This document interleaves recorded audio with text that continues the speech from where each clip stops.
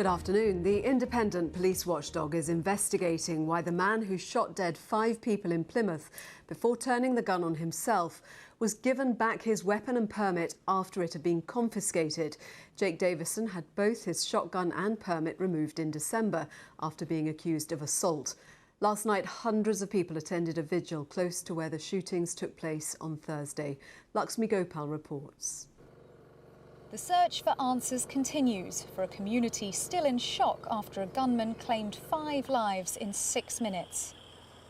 Hundreds gathered for a vigil last night to remember the victims. Maxine Davison, the killer's mother, Stephen Washington, Kate Shepherd, Lee Martin and his daughter Sophie, who was just 3 years old. Today, people kept arriving to pay tribute, with local shops running out of flowers. It's just frightening. It's just a terrible thing to have happened. It's just devastating. It's devastated the community, shocked so many people. It's just a very dark day for the community, and it will be for weeks and months to come. Basically, you know, it's just sad, very sad. Forensic teams and officers have continued their investigations throughout the day. The force is itself being investigated by the IOPC, the police watchdog, which is looking into how much was known about the killer's mental health and into the circumstances around his firearms licence. Devon and Cornwall police returned Jake Davison's shotgun and licence last month after they confiscated them in December last year following an alleged assault. Meanwhile, support is being offered to those who need it. Victim support are on hand to help with those that have been traumatised. The local churches and schools have opened up, and that was yesterday, and I visited those with lots of community workers and third sector that are very much there to listen and help and assist with regards to what has been a devastating blow for Plymouth and the local community in Keyham. The 5 victims will be remembered with a service on Wednesday led by the Bishop of Plymouth and a minute's silence at 11 o'clock on Monday morning as people in Keyham try to come to terms with the violence that's shattered their normally peaceful neighbourhood. Now, the police activity behind me has continued to increase throughout the day. Officers are investigating 13 areas behind the police cordon, which is expected to stay in place through much of the weekend.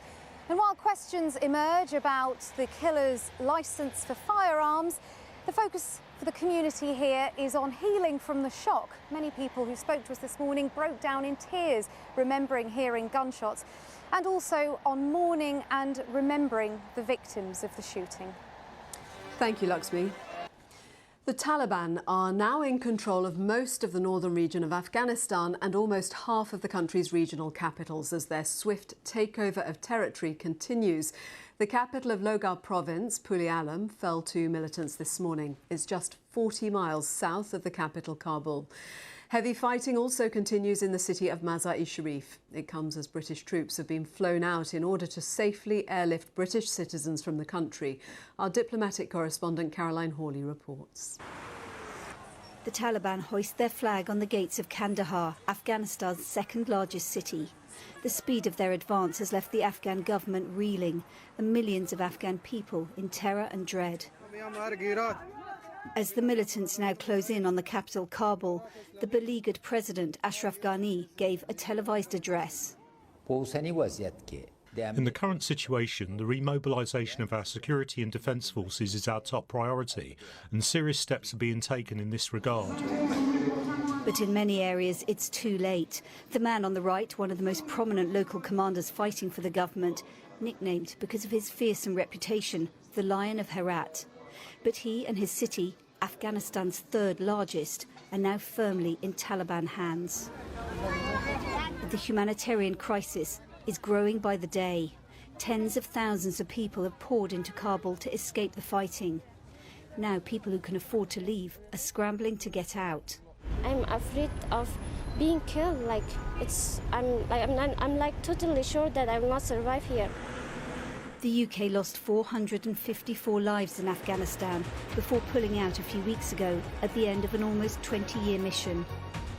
But this weekend, 600 troops will fly back into the country to take British nationals out. The Americans are doing the same, leaving many Afghans feeling abandoned by the world. Caroline Hawley, BBC News. A massive search and rescue operation is continuing in northern Turkey, where at least 40 people have died in flash floods. The floods swept through the Black Sea region earlier this week, causing some buildings to collapse and damaging roads, bridges and power lines.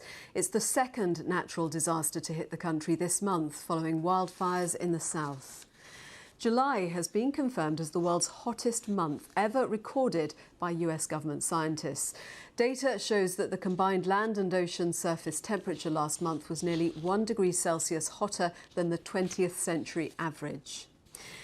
In a new record, nearly 600 people crossed the English Channel to the UK on Thursday. On the same day, an Eritrean man died trying to make the journey. The Home Office says 592 migrants on 16 boats were rescued or intercepted by UK authorities, the highest number on a single day. More than 10,000 people have reached the UK on small boats this year. Some clinically vulnerable children in England are struggling to access a COVID vaccine nearly 4 weeks after they were added to the rollout. NHS England say at risk 12 to 15-year-olds and those living with someone with a weak immune system should be offered a jab from the 23rd of August at the latest. Our health correspondent Catherine da Costa reports. There's the big red chicken. That's right, you clever girl. Lovely, and what a lovely smile as well. You're so good at these. Well done. 15-year-old Veronica Rospiliosi enjoying an online therapy session at home in southwest London during lockdown in February. Veronica has severe neurodisabilities. Last month, 12 to 15-year-old children who are at high risk from COVID like her were advised to have a vaccine, as well as those living with someone with a weakened immune system. But nearly 4 weeks on, and with the start of a new school term in sight, dozens of families like hers are still desperate for information about when they'll get one. I think the urgency of the vaccine rollout for our children has been completely forgotten. It's not good enough. If something's announced on the 19th of July, having to wait until the end of August for a vaccination, I mean, it's too late. Immunity isn't going to have time to have kicked in a meaningful way. Doctors say they're still waiting for search guidelines to help them identify from patient records which children are eligible. I can understand that parents and children are anxious about this because they want to be sure they get at least one vaccine before the school year starts in a few weeks' time in England. However, we've not yet received guidance on how the programme will be implemented. So doctors, that includes GPs like myself, but also paediatric doctors, are still awaiting guidance from the NHS about how this programme will be implemented. But NHS England say they have provided guidance on how to proceed. In a statement, they said GP-led vaccination centres are already contacting children and their parents, with thousands vaccinated in a matter of days following the necessary safety checks and training. Local services are on track to offer a vaccine to eligible 12 to 15-year-olds by the start of the school year, as originally planned. Eligible children in the other UK nations are also being invited in for a jab. The NHS in Scotland said nearly a quarter of 12 to 15-year-olds there had received a first dose. Catherine da Costa, BBC News. Now we can catch up with all the sport with Chetan Pathak at the BBC Sports Centre. Over to you. Hi. Hi, Joanna. Thank you. Good afternoon. The Premier League is up and running as Brentford made an emotional return to top-flight football with a 2-0 win over Arsenal last night. And there is plenty more to look forward to today as Ben Croucher reports. Welcome to the first game of the Premier League season! The Premier League never went away, but this feels different. Capacity crowds are back. The smell of the burger van is back. The crisp new matchday programme is back. That sound... It's back all right. At Brentford's Community Stadium last night, it was buzzing. Brentford are off and running. 74 years away from the top flight, Brentford outgunning Arsenal 2-0. Fans were absolutely amazing. That was more than a 10 out of 10 performance in terms of the atmosphere, the constant singing, constant backing throughout the game. Amazing.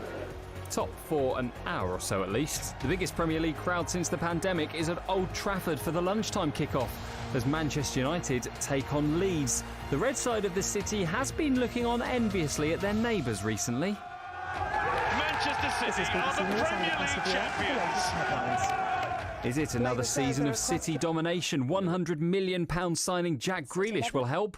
Chelsea are tipped by many. Romelu Lukaku is adding to their firepower.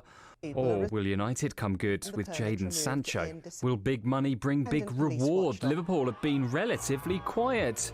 Maybe if it ain't broke, don't fix it. I'm never surprised about the financial power of Chelsea or City or United.